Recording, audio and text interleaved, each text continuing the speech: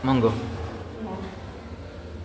Menurut pendapat saya, untuk yang anak itu menjelaskan tentang simbol keagamaan sudah baik, termasuk sudah ada kalau Bu Ana kan memakai proyektor, jadi kan contoh tempat dan di mana itu sudah bagus. Cuma menurut pendapat saya ya Pak ya, dalam di awal sudah pembuka salah cuma ada seharusnya itu di kurikulum merdeka itu harus anak menanamkan sikap nasionalisme antara mengenang dulu lagu-lagu atau lagu Indonesia Raya atau Garuda Pancasila, itu biar anak itu mulai sekarang bisa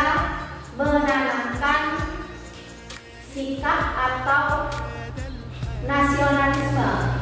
Jadi anak itu bisa paham nanti, karena di kurikulum merdeka itu sangat berkaitan gitu. Untuk materi mungkin ada dulu lebih menguasai materi ya yang Bu Ana, cuma caranya sudah baik Bu Ana, baik sudah ada, cuma bertanya kami cuma ada satu lagi itu anak-anak itu harus bisa ada literasi, harus sebelum membaca anak.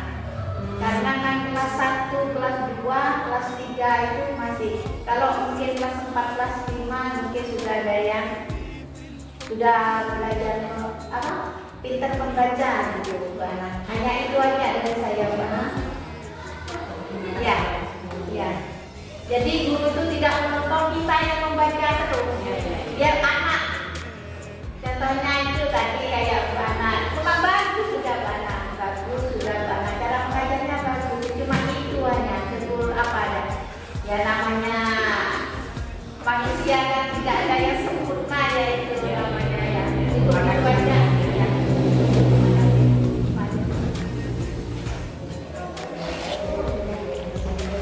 Setelah kita mengamati dari ini dalam penyampaian pembelajaran terkait dengan materi yang disampaikan, yaitu tentang pendidikan, kita hanya menjelaskan karena soal yang dipaparkan di papan itu berupa soal cerita. Minimal anak itu harus bisa membaca. Kemudian dengan membaca itu anak-anak mungkin bisa memberi pemahaman kepada dirinya sehingga mengerti apa yang dipaparkan dalam penjelasan. Nah, dalam pembelajarannya sudah cukup bagus, murni dan jelas sehingga anak mudah mengerti. Cuman masukan dari saya untuk pembelajaran berikutnya, usahakan anak itu dapat mengerti apa yang diamati dari pemaparan gambar itu. Ya, kuncinya anak itu harus bisa membaca.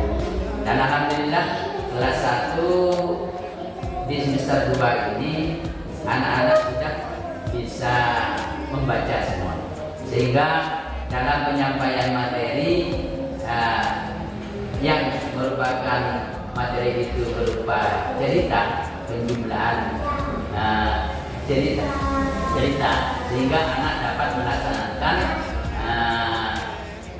penjumlahan itu dengan baik. Itu hanya satu. Ya Mbak, ada mungkin sanggahan atau dari pengurus?